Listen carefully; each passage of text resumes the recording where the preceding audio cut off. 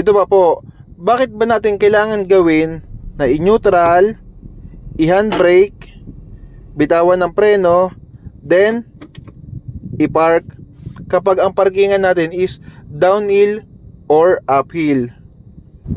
Kasi po, kapag diniretso nyo po sa park yan, then nabitawan nyo po ang brake bago nyo po i-handbrake, ang mangyayari po kasi, yung transmission nyo po ang bumubuhat ng lahat ng bigat ng ating kotse. Siya po yung pwersadong pwersado. Hindi katulad po ng neutral, handbrake, then pagbitaw nyo pa lang po ng preno is si handbrake na po yung bumubuhat. Sabihin, kaya pag pinark nyo po yan, si transmission natin is sobrang relax na lang at hindi pwersado.